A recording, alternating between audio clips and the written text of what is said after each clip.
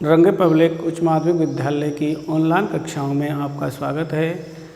आज हम कक्षा 10 के व्याकरण का समास टॉपिक ले रहे हैं।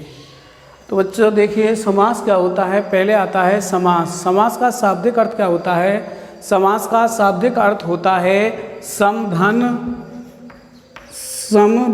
आस। समधन आस का अर्थ होता है पास पास बैठाना। समास का शाब्दिक अर्थ होता है समधन आस। समधन आस का शाब्दिक अर्थ होता है पास पास बैठाना। क्या होगा? पास पास बैठाना।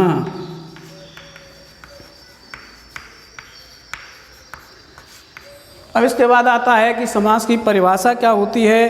तो समास की परिभाषा होती है दो या दो से अधिक पदों या शब्दों के मेल को समास कहते हैं। दो या दो से अधिक पदों या शब्दों के मेल को समास कहते हैं। देखिए साहब, परिभाषा होती है दो या दो से अधिक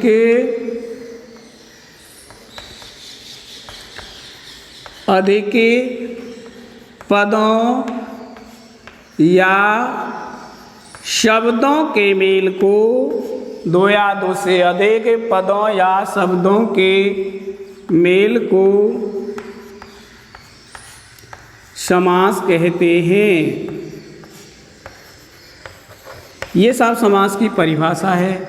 इसके बाद आता है कि समास के कितने पद होते हैं। तो समास के दो पद होते हैं। प्रथम पद को पूर्व पद कहते हैं और द्वितीय पद को उत्तर पद कहते हैं। प्रथम पद को क्या कहते हैं? प्रथम पद को कहते हैं पूर्व पद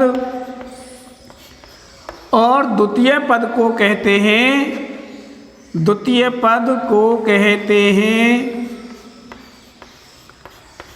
उत्तर पद। ये समास के दो पद होते हैं। समास के दो पद हुए, पूर्व पद और उत्तर पद। अब पूर्व पद और उत्तर पद कहते कैसे? जैसे पीतांबर,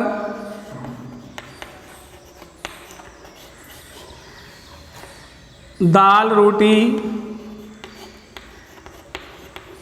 अब इनमें हमें ये पता होना चाहिए कौन सा तो पूर्व पद है और कौन सा उत्तर पद है। तो पीतांबर में जो पीत है या पीला है वो तो क्या हो जाएगा? प्रथम पद हो जाएगा। और जो अंबर है, अंबर क्या हो जाएगा? द्वितीय पद हो जाएगा। इसी प्रकार दाल रोटी में भी दाल प्रथम पद हो जाएगा और रोटी क्या हो जाएगा? द्वितीय पद हो जाएगा। ये सब समास के दो पद होते हैं। समास की परिभाषा हुई दो या दो से अधिक पदों या शब्दों के मेल को समास कहते हैं। समास के दो पद होते हैं। पहला पद होता है प्रथम पद या पूर्व पद और द्वितीय पद या उत्तर पद होता है। जैसे हमने दो उदाहरण लिखे, एक पीतांबर लिखा और एक दाल रोटी लिखा। क्या लिखा? एक पीतांबर लिखा और एक दाल रोटी लिखा। अब पीतांबर में दो पद हुए। पहला पद होगा पीत या पीला और दूसरा होगा अंबर। उसी प्रकार दाल रोटी में क्या होगा? दाल प्रथम पद होगा और रोटी द्वितीय पद होगा। इसके बाद आता है कि समासिक पद क्या होते हैं। भाई समास का परिचय आना जरूरी है। तो समासिक पद क्या होते हैं? समासिक पद वे होते हैं वे शब्द जो समास से युक्त होते हैं या वे पद जिनमें समास छुपा रहता है, वो क्या कहलाते हैं? समासिक पद कहलाते हैं साहब। देखिए एक बार में बोर्ड पर नजर रखते हुए उनकी परिभाषा देखिए साहब। समस्त पद या सामासिक पद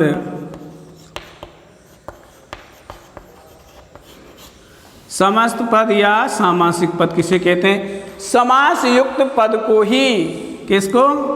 समास युक्त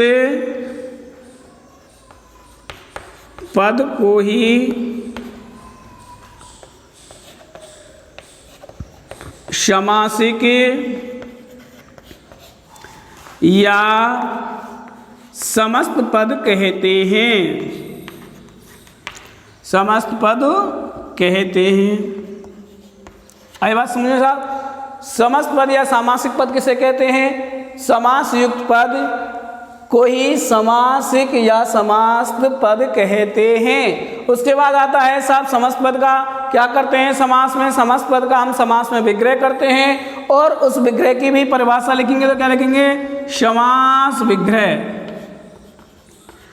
समास विग्रह किसे कहते हैं? समास विग्रह कहते हैं समस्त पद में से छुपे हुए, समस्त पद में से छुपे हुए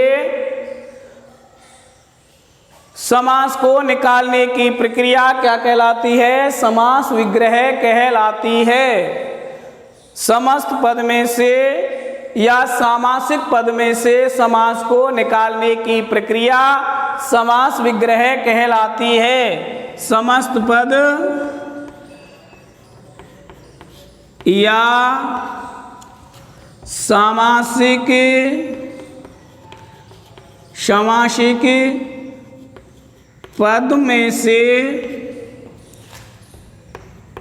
पद में से समास को निकालने की प्रक्रिया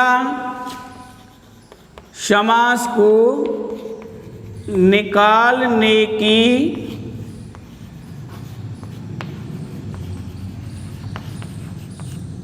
प्रक्रिया समास विग्रह कहलाती है।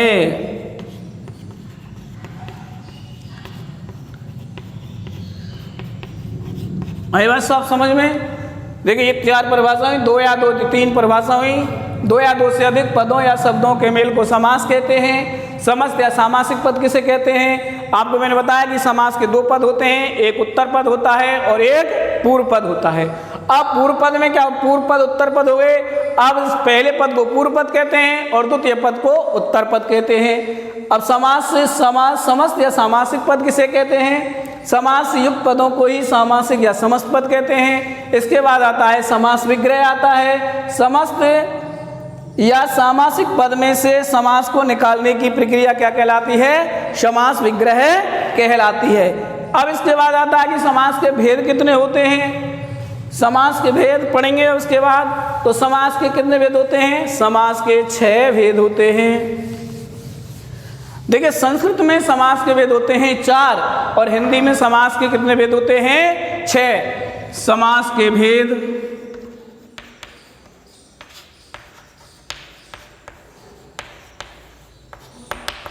अब लिख दीजिए, देखिए साहब समास के 6 भेद होते हैं।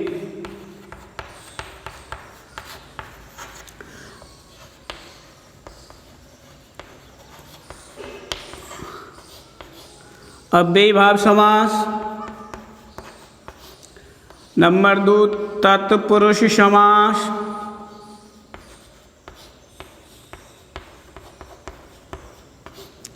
नंबर 3 द्वंद्व,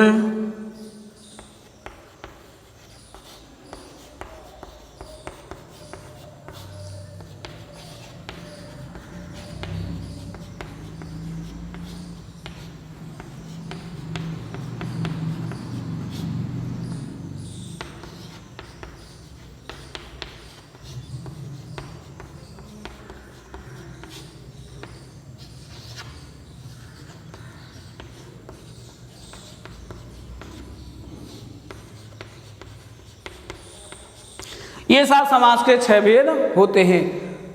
अव्ययीभाव समास, तत्पुरुष समास, द्वंद्व समास, कर्मधारय समास, द्विगु समास और बहुव्रीहि समास। ये समास के 6 भेद होते हैं। ये था समास का सामान्य परिचय।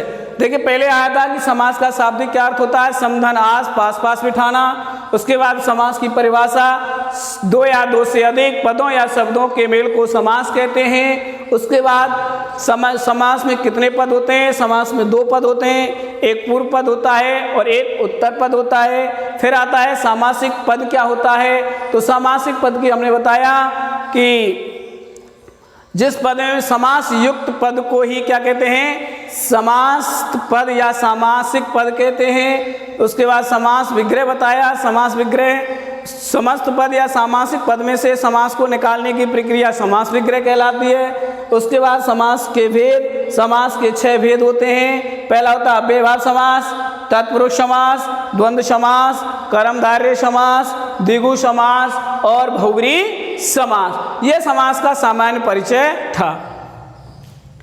इसके बाद इनका हम इन भेदों का परिभाषा सहित उदाहरण सहित वर्गीकरण के बाद हम इनका क्या करते हैं, इनकी परिभाषा करते हैं। अब परिभाषा में क्या होता है, अव्ययभाव समास में देखिए साहब,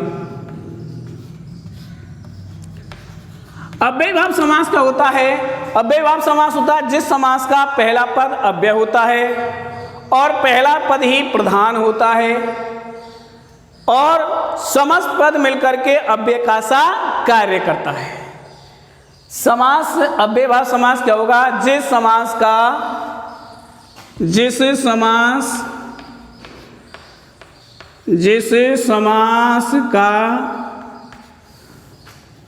पूर्व पद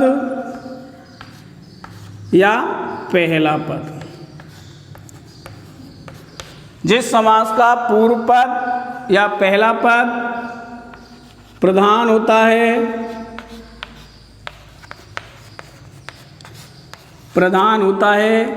और पूर्व पद ही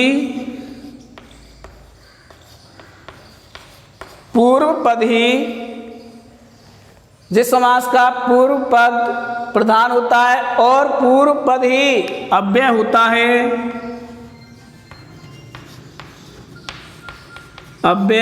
है, कभी कभी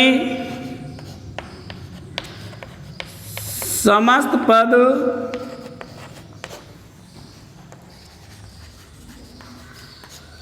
अव्यय का साकार्य करता है।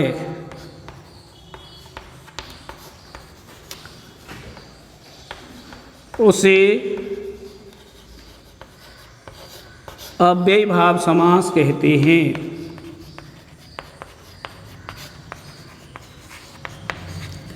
ये सब अव्ययभाव समास की परिभाषा होती है। परिभाषा क्या है, जिस समास का पूर्व पद या पहला पद प्रधान होता है और पूर्व पद ही अव्यय होता है, कभी कभी समस्त पद अव्यय का सा कार्य करता है, उसे अव्ययभाव समास कहते हैं। अब बात आती है कि साहब अव्यय क्या होता है। अब अव्यय की परिभाषा जानते हैं, आपको मैंने बताया, आपने शब्द प्रकार पढ़े। शब्द प्रकार में एक प्रकार आता है कि प्रयोग या रूप परिवर्तन के आधार पर शब्द के कितने भेद होते हैं। तो रूप परिवर्तन और प्रयोग क्या समास से थोड़ा हटके चलते हैं। प्रयोग या रूप परिवर्तन के आधार पर शब्द कितने प्रकार के होते हैं, दो प्रकार के होते हैं। एक होता है विकारी शब्द और एक होता है अविकारी शब्द। अविकारी शब्द को ही हम अव्यय कहते हैं। विकारी शब्द चार प्रकार के होते हैं, संज्ञा, सर्वनाम, विशेषण और क्रिया। इनसे हमारा कोई मतलब नहीं है, हमें तो यह आना चाहिए कि अव्यय शब्द क्या होता है। अव्यय शब्द, अविकारी शब्द को अव्यय शब्द कहते हैं। अब अविकारी शब्द किसे कहते हैं, जिन शब्दों का रूप लिंग वचन काल के अनुसार अपरिवर्तित रहता है, अर्थात जिन पर लिंग वचन काल का कोई प्रभाव नहीं पड़ता, लिंग वचन काल का कोई प्रभाव नहीं पड़ता, वो अव्यय शब्द या अविकारी शब्द कहलाते हैं। जिस प्रकार शक्ति है, जैसे, ऊपर, नीचे, ये आदि शब्द अविकारी शब्द है। अब इनका चाहे हम स्त्रीलिंग में करें, चाहे पुल्लिंग में करें, चाहे कोई से भी तीनों कालों में, भूतकाल, भविष्यकाल, वर्तमान काल में, किसी में भी करें, और चाहे स्त्रीलिंग में करें चाहे पुल्लिंग में करें, इनका रूप अपरिवर्तित रहता है, इसलिए इन्हें क्या कहते हैं, हम अव्यय शब्द कहते हैं। अब बात आती है अव्ययभाव समास के बाद हमें उदाहरण देखते हैं इसके कुछ, जैसे आजीवन, यथाशक्ति, भरपेट, लाजवाब,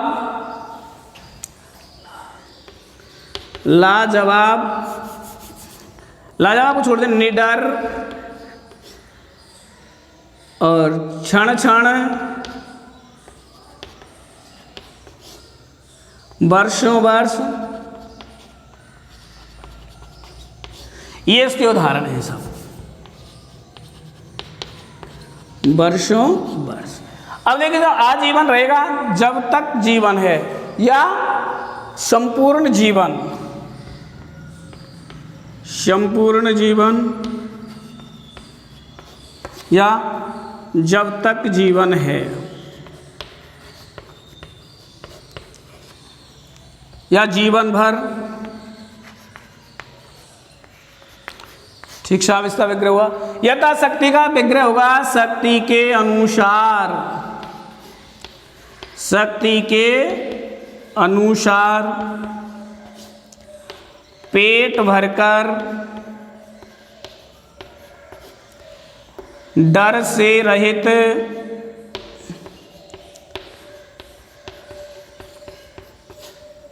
प्रत्येक क्षण,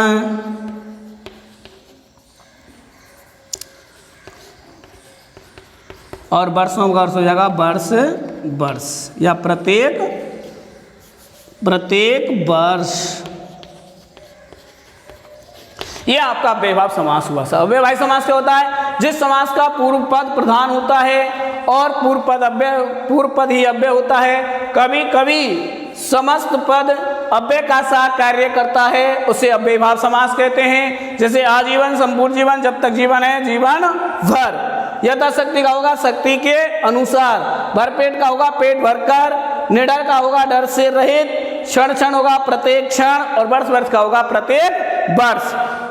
जितने भी ज्यादातर जितने भी उपसर्ग युक्त पद होंगे वो इसी के अंतर आते हैं। जैसे निडर, बेवजह, लाजवाब, ऐसे शब्दों का प्रयोग इसी समास के अंतर्गत किया जाता है। ये अव्ययभाव समास होता है।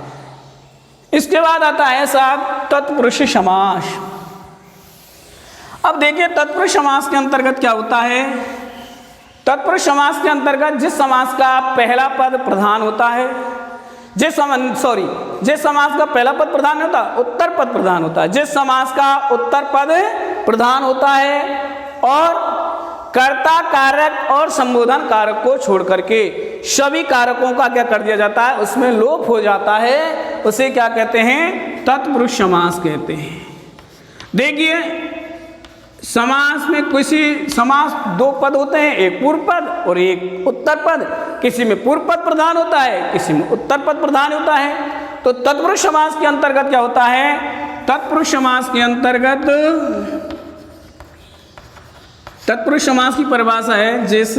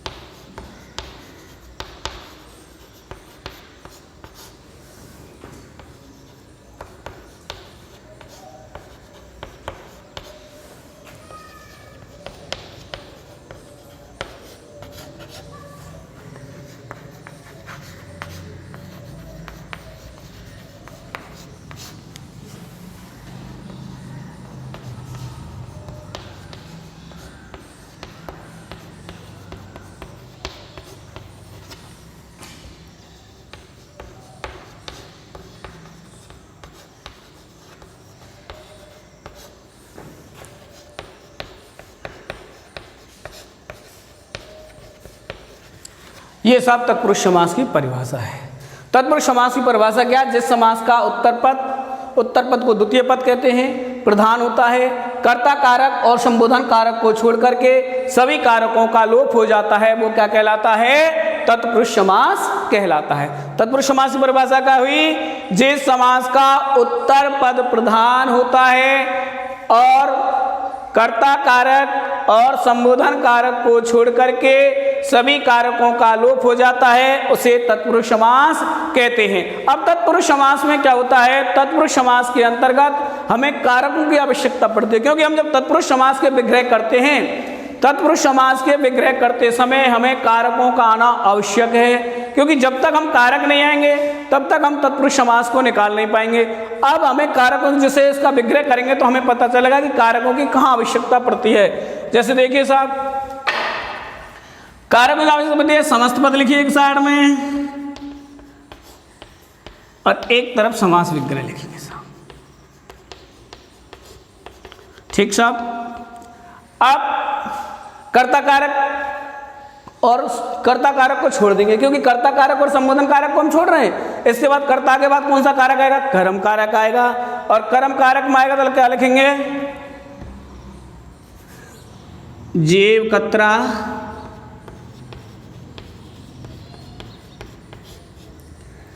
गंगाधर ग्रहागत जेव कतरा गंगाधर ग्रहागत दिल तोड़। अब देखिए साहब, ये उदाहरण है जेव कतरा गंगाधर ग्रहागत दिल तोड़। अब इनका हम विग्रह करें। अब यहाँ पर इनमें कारकों का लोप है, और जब इनका विग्रह करेंगे तो हमें यहाँ कारक चिन्हों की आवश्यकता होती है, विभक्तियों के चिन्ह होते हैं उनकी आवश्यकता होती है। जैसे जेब कतरा है, जेब कतरा क्या लिखेंगे? जेब को कतरने वाला। गंगाधर का होगा गंगा को धारण करने वाला, गंगा को धारण करने वाला। ग्रहागत में फिर हम विभक्ति लाएंगे, कर्ता कारक को छोड़ करके कर्म कारक में लाएंगे, तो कर्म कारक में ग्रह को आगत,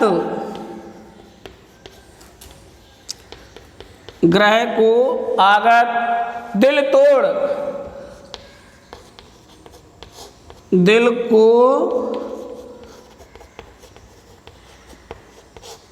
तोड़ने वाला। अब इसका समास का नाम लिखेंगे, समास का नाम लिखेंगे तो क्या लिखेंगे? कर्म तत्पुरुष समास। क्या लिखेंगे? कर्म तत्पुरुष समास। ये एक कारक हुआ। आप हमारे इस परिभाषा के अनुसार चलते हैं। कर्ता कारक और संबोधन कारक को छोड़ करके इसमें क्या करते हैं? सभी कारकों का लोप करते हैं, तो ये कर्म कारक हो गया, और जिस कारक का लोप होगा उसी कारक के अनुसार हम समास का नामकरण करते हैं। जैसे कर्म तत्पुरुष आया, कर्म तत्पुरुष कर देंगे। इसके बाद आता है कर्म तत्पुरुष के बाद क्या आएगा? करण तत्पुरुष आएगा, तो करण तत्पुरुष आएगा, तो करण तत्पुरुष के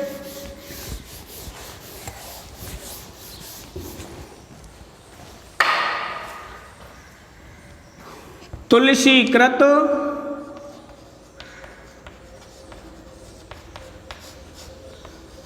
हस्तलिखित,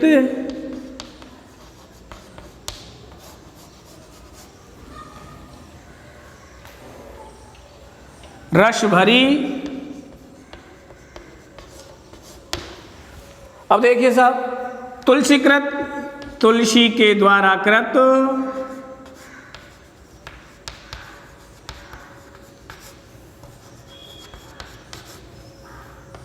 हाथ से लिखित,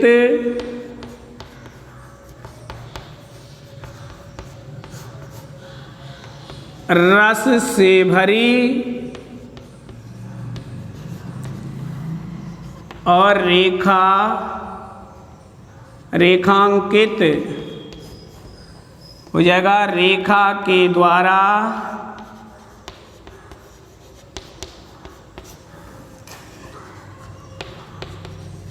अंकित। ये हुआ साहब आपका। क्या नाम करेंगे समास? क्या लिखेंगे? करण तत्पुरुष समास।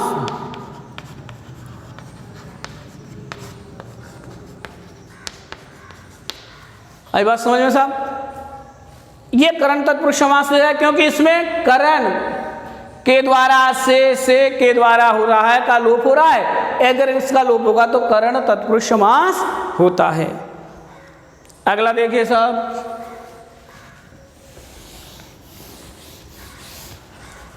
अगला आता है संप्रदान में चलते हैं। तो संप्रदान में देखिए साहब, हवन सामग्री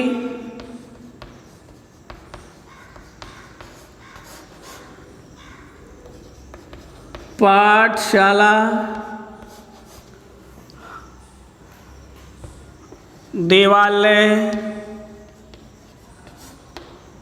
हथकड़ी,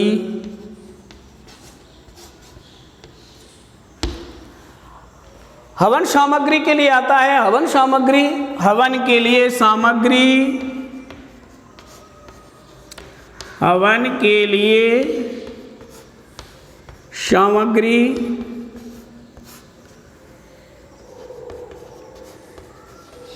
पाठ के लिए शाला,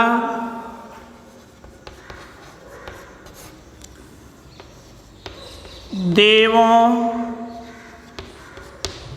के लिए आलय,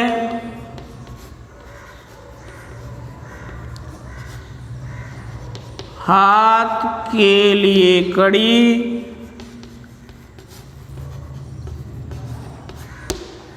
अब इसका नामकरण करेंगे तो आप ये कर्ता ने कर्म को करण से संप्रदान के लिए, संप्रदान के लिए आएगा, संप्रदान तत्पुरुष हो जाएगा, संप्रदान तत्पुरुष समास, इसमें भी संप्रदान तत्पुरुष, इसमें भी संप्रदान तत्पुरुष और इसमें भी संप्रदान तत्पुरुष होता है। अब अगली तरफ बढ़ेंगे, आगे की चलेंगे तो आगे संप्रदान के बाद कर्ता ने कर्म को करण से संप्रदान के लिए अपादान को। अब अपादान के लिए देखिए साहब, अपादान के लिए क्या होता है, अलग होने के अर्थ में, अपादान का प्रयोग अलग होने के अर्थ में किया जाता है। तो आप देखिए साहब, ऋण मुक्त, पद मुक्त, नेत्रहीन, जन्मांध,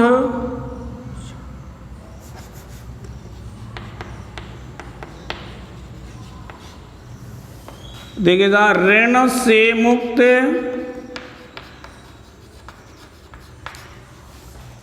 पद मुक्त आया, पद मुक्त का क्या करेंगे, पद से मुक्त,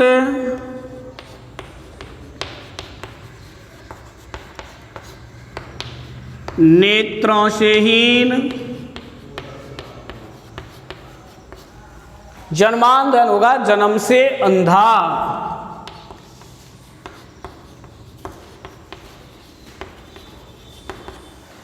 अब समास का नाम अपादान तत्पुरुष,